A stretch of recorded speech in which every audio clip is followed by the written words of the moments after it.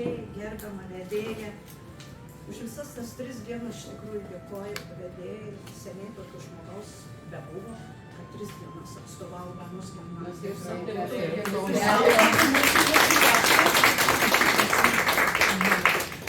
Dėkoju visiems, bet gal taip, Vincentai išėjo, kai mes kalbėjome, parodyk Irena, ką nors praktiškai. Sakau, laboratorija nepabaigta. Čia atvažiuoja žmonės su didelė patirtim ir labai stiprus kolegos. Aš sakau, eisiu į tą savo takelį, ten, kur gimiau, ten, kur augau, kodėl čia atėjau. Ir pasirinkau ir štai ta Gedulo diena susišaukė su mano misija. Aš galvoju, jau gal Dievas žinojo, kad aš negalėsiu kvailiuoti čia. Tai jūs žinot, kad mano kaimuose greta gimė 2 žymus Lietuvos galiūnai. Simonas Daukantas, apie kurį jau daug žino, ir Jurgis Ambrazėjus pabrėža ir kultūros kelias. Aš dalyvavau šitame projekte, tebe dalyvauju, pinigų nėra tam projektui, bet sielą gydyti reikia. Kūną papenėjom, o sielos mažokai. Ir trumpai apie jį. Jo kelias, šventos vietos, bet šiandien aš noriu pasakyti, kuo jis stebino mane, dar vaiką, viską močiutė papasakoja, paskui mama. Pirmasis parašęs lietuvišką geografijos vadovėlį. Ir džiaugiuosi, kad turiu savo geografijos mokytoją, nuostabų žmogų, irgi su didelė siela, didelės sielos. Ir tai mano pirmasis mokinys. Tada parašyti veikalai liaudės gydytojas pavadintas. Ir tas liaudės gydytojas prirašė visokių receptų. Aš turiu pačią mažiausią knygą, kuri yra mano gyvenimas. Aš jį dabar tiek studijuoju ir tiek daug dalykų atrandu. Ir toliau jis išgarsėjo tai, kas yra pas gerbiamą profesorę Taišlis Auguminis. Parvežė vakar apsauginiai iš bibliotekos, neišgalėtume gal net nusipirkti. Apsauginiai atvežė, sako, kaip tik paneši, matot, galima su viskuo. Tai yra didžiausia garsenybė, sistematika pagal Linėjų ir Jundzberg. Aprašyti Žemaitijos visi augalai ir ypač daug dėmesio skyrė sporiniams indiuočiams. Tai, kad ilgai to nekalbėti, tas žmogus yra labai brangus. Kretinga man yra ta šventa vieta, ten jo koplyčia. Ir aš buvau gal nuo 5 metų, kai koplyčia buvo ne tokia, kokia dabar yra matyti, tokia modernesnė, atnaujinta. Žmonės ėjo keliais ir prašė pagalbos. Ir mes prašėm. Ir mūsų šeima. Skausmo buvo daug ir jo yra. Ir jis daugiau negu 100 metų žmonės jį vadino šventuoju. Ir kai atvažiavo neseniai prieš 2 savaitės į Skuodą, į bažnyčią, žiūrėjau filmą, viskas sukurta apie jo gyvenimą. Visi dokumentai yra paduoti Vatikanui, kad jis turėtų būti pripažintas šventu. Žmonės jį labai mylėjo už tai, kad jis mylėjo visus paprastus žmonės. Mokėjau labai piešti, jei kada būsit Kretingoj, aplankysite, kokie yra išlikę jo piešiniai. Ten galima stovėti ir žiūrėti ir dar kartą žiūrėti. Įdomiausia tai, kad jo gyvenime buvo toks pasiūlymas ir yra toj knygutėje aprašyta, kad visi turi turėti namų vaistinėlę. Ir parašyta, kas toj vaistinėlėj ir kokias žoleles turėti, kad išgyventi. Juk tais laikais žmonės nebuvo labai turtingi, ar ne? Ir ten tų receptų visokiausių. O jo pasakymas toks yra labai įdomus. Viską galima vartoti, Visur su laiku, su saiku reikia labai daug skaityti ir išstudijuoti. Jei neskaitysi, tu negali nieko naudoti. Ir prezidentas paskelbė vienais metais tokį labai gražų veiksmą Lietuvoje parašyti laišką apie žymų žmogų. Nu juk visi jau supranta, iš to takelio negaliu išeiti niekaip. Ir aš turėjau mergaitę, kilusią iš tų irgi panašių vietų, raštinga labai, šiandien jinai yra medicinoj. Sakau, o ji buvo mano auklėtinė. Gintarė, prašom laišką apie Jurgį Ambraziejų Pabrėžą. Štai jo laiškas išsiųstas prezidentui, dabar tas laiškas turės pasirodyti naujai išleistoj knygoj. Ir aš jį jums, jei netiks, ir perskaitysiu vietoj tų receptų. Bet bus ir taip. Išgirsk mane, Jurgį Pabrėžą. Išgirsk mane, kaip mažytį vėjo šlamesi ar žvirblio čiulbėjimą. Kadaise girdėdavai? Ir prašau, išklausyk. Mes augame kartu su savo gimtuoju kraštu, kartu keičiamės, senstame. Tačiau tu, Jurgį Pabrėžą, visą tai žinai ir puikiausiai supranti, nes gamtą ir tikėjimą, Lietuvą ir jos kalbą mylėjai taip, kaip nedaug kas sugebėtų.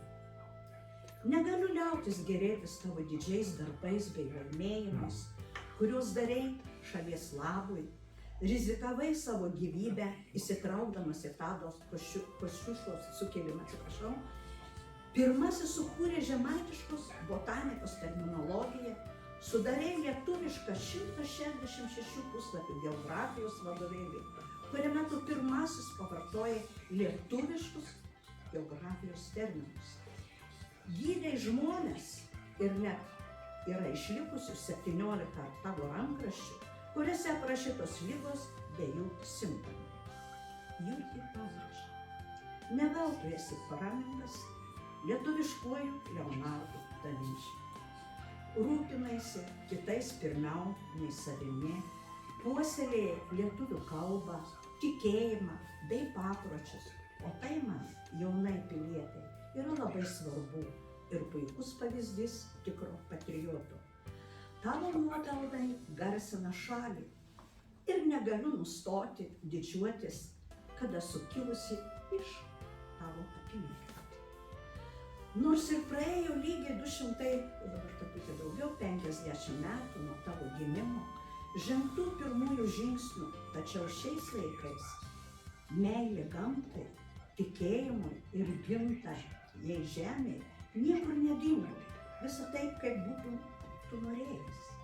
Tu parengęs 50 mokslinių darbų apie botaniką ir parašęs 1000 puslapių rankraštinį darbą Taislius Auguminis, motyvuoji mus domėtis gamta, gėrėtis jos nuostabumu ir užburiančiu grožiu. Atsiranda vis daugiau žmonių, kurie stengiasi apsaugoti augaliją nuo šiukšlių ir jų daromos žalos. Tu jais didžiuotumės. Aš, būdama gimnazistė, stengiuosi lygiuotis į tave. Bandau dalyvauti įvairiose pažintinėse veiklose, kurios yra susijusios su gamta. Aš esu ateitininkė, Skuodo Švento Juozapo ateitininko kuopos pirmininkė, o tu buvai pranciškonas ir kunigas. Esi ne tik man, bet ir kitiems didelis autoritetas. Tavo išlikę 4000 puslapių religinio turinio, daugiausiai pamokslų, rankraščiai moko mus gerbti savo tikėjimą bei skatina meilę Dievui. Išgirsk mane maldoje arba poelgiuose, Jurgį Pabrėžą. Ne veltui Lietuvos Seimas 2021 metais paskelbė tavo ir kitų istorinių asmenybių metais. Tu esi to vertas. Tiek jauniems, tiek seniems žmonėms esi pavyzdys, nes mokai meilės ir pagarbos tėvynei, gamtai, kalbai, tikėjimui ir pačiam savo. Nuo visų Skuodo jaunimo ir visų žmonių tariu nuoširdų ačiū tau už tavo darbštumą bei rūpestį šalies likimui. ir pasirašo Gintarė Drungilaitė.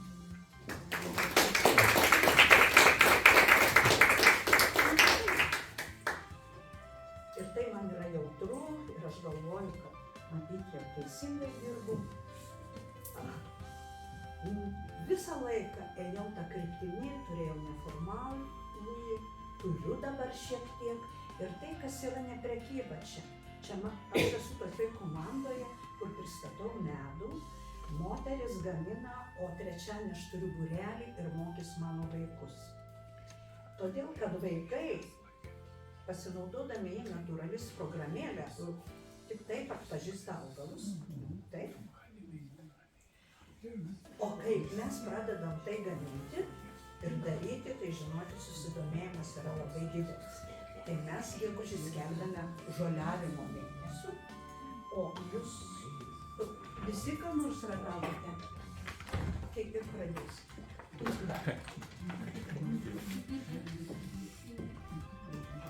Prašom vieną ir brandą.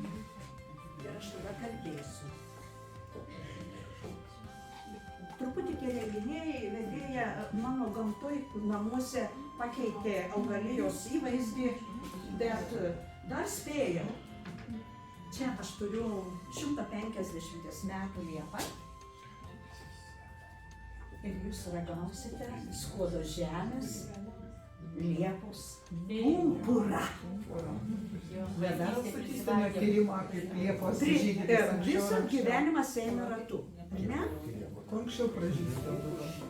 Vaikai, mano būrelio vaikams tai yra didžiausias skanėstas. Ar atnešate į serbentų pumpurų, o serbentai jau su lapais važiuoju vakar. Kranto klėtai, jūs gaunate kelioninę energiją, galėsit lėkti 160 kilometrų.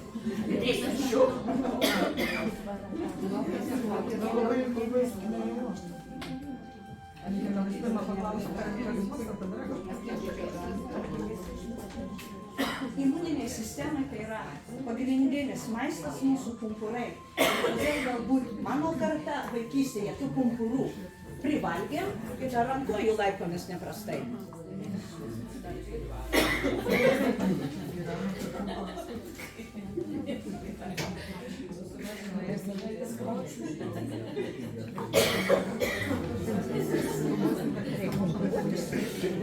Viskas apie dauginimas vakar sakė.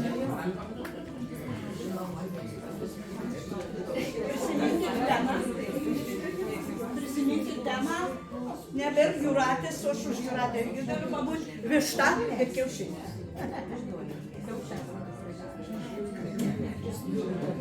Reikia valgyti visus pumpurus, žinokit. Man mamytė buvo pasiuvusi tokį lininį maišiuką, kur išsirišdavo kiek dirbo. Reikia ten kažką žaisti vaikystėje, ne? Prisiskindavo, kaip tas buvo malonus jausmas. Ir mano vaikai dabar didėjai sako, kada mes važiuosim kur nors va taip pakrampyti. Jūs negalvokite, ir man patiko, kai jūs sakėte apie stimą. Taip, be jo mes negyvensim, bet be gamtos dar labiau. Tai, kas yra imunitetas, visi žinote, ir aš jūsų, nes direktorius yra pasiruošęs atsisveikinimų kalbą. Mano gyvenimas yra dabar, aš apie laisvalaikį vakar nieko nepasakiau. Skaitau, mokausi ir nežinau, kiek dar noriu. Niekad nežinojau apie serenčius, tos vadinamus tokius smirdinčius vadinėlius, kad tai galybė jėgos suteikia imunitetui, ten jei matėt yra maltas, bet toliau atbaido nuo visko, bet ir mūsų atbaido nuo visokių parazitų. Tai va, pamirštas dalykas, tikrai žinojau, bet nebuvo įsigilinusi. Tai čia toks yra pagrindinės imuniteto stiprinti. Ir jo reikia turėti, ir lengva išdžiovinti, o sumalti, jeigu norit, man patinka labiau viskas, kas yra toks apčiuopiamas ir matomas. Toliau be abejo, mes turime nuostabų dalyką, gal dabartiniai vaikai nelabai mėgsta, juodieji serbentai. Ne tik pumpurai, lapeliai. Kokia yra skani arbata, aš čia dabar matyt neturėjau, darėm daugiau mišinukų skanių. Tai yra stiprybės didžiulis šaltinis. Aš vaikams sakau, jei jūs bulves dar sultanu valgot ir dar arbatos rytmetį serbentų išgeriat, nu tai jėga, viską gaunate ir tai yra gerai. Tai taip pasisuko, kad tas būrelis mane nuvedė į kitokį kelią, pasidomėti daugiau augalyje pačiai ir pamokyti vaikus, kaip gerti arbatas, kad nepirkti iš parduotuvės, kiek įmanoma. Ir man viena mergaitė iš Barstyčių sako, mokyte, pas mus namuose atvažiuokit, yra 3 lentynus. Ir aš taip pat sukūriau tą tokį pasaulį. Imunitetą reikia stiprinti ne dabar, bet jau prieš mėnesį. Mes negaunam saulės Lietuvoje. Mokytojai imunitetą suvalgo stresuodami, ar ne? Kiek išgyvenimo. Visos ligos iš nervų ir streso, ar ne? Nu taip yra jau dabar įrodė mokslas. Tai aš ir noriu pasakyti, jei ko nors norėsite, ar klausite, mes dabar su vaikais, jiems yra užduotis, jie apie viską turi labai smulkiai žinoti, jie daro tokias korteles, tas korteles pristatys kupolę, vėl mes ragausime, nes, gudrybės gyvenime reikia labai daug. Dabartiniam vaikui, užnorinti tas žodis patinka ar ne, reikia sužaisti neblogą žaidimą. Ir tada ateina tas noras. Pas mane žydi žemuogės ir gerbdama Jurgiaus Ambraziejaus Pabrėžos kelią, už jo kuklumą galvoju, ką čia pamerkti, nieks netinka, bet žemuogės tinka. O žemuogių lapeliai tai nuostabiausia arbata. Aš paprastai galiu sakyti, aš žiūrinu su uogytėm, su žiedukais, vėl taip, nelaikau polietilene, yra prisiūta maišiukų, arba tie pirktiniai, kur dabar rožė. Tai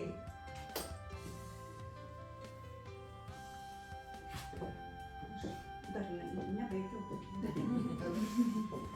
Kai ta višta nešlapia moteris, tai tikrai moteris yra moteris, aš paskui pasakysiu. Mila Rita. Knygų autorė, mano bedavišioji, kai dėsčiau žemės visą. Šita višta, šitai vištai yra nuostabus veido kremas. Pasitepsit ir gražiai visą atrodyt ir atrodysit, o vištą prisiminsit Raibulę iš Skuodo žemės.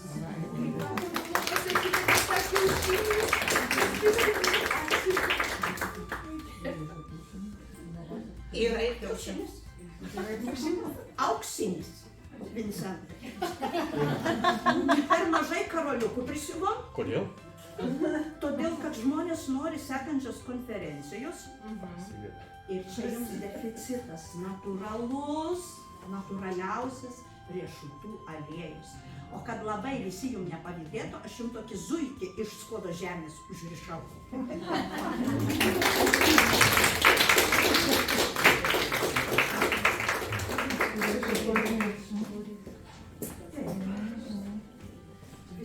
Visi turim visko, bet nenorime.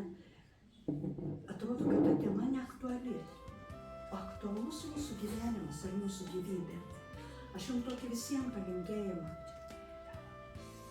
Nepamirškit praeities. Branginkit dabartį. Ir kurkit ateitį. Ir gyvenkit ilgai, ir sveikai. Ir būkit visi labai laimingi. Pažvelkit, žydi sodai. Bunda augalyje, čiulba paukščiai.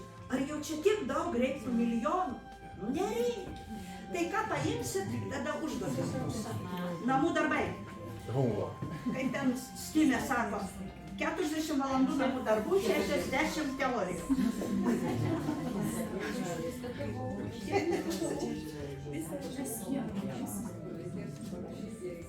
O jūs ką norite?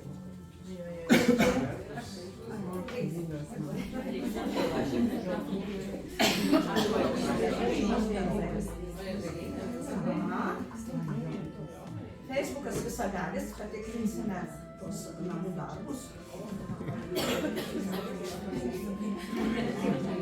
Aš nemačiau ne vienos, kad būtumėm paėmę patį didžiausią turtą žiedadulkes, įsipylę vandenuko ir vieną šaukštelį žiedadulkių ir išgėrę. Jau biologai iš vis neturi jokių žinių. Tik tą atverėję klausimą, testą į darbus veiks nesvarbu. O čia jėga. Mano ženklo šeima yra dideli bitininkai.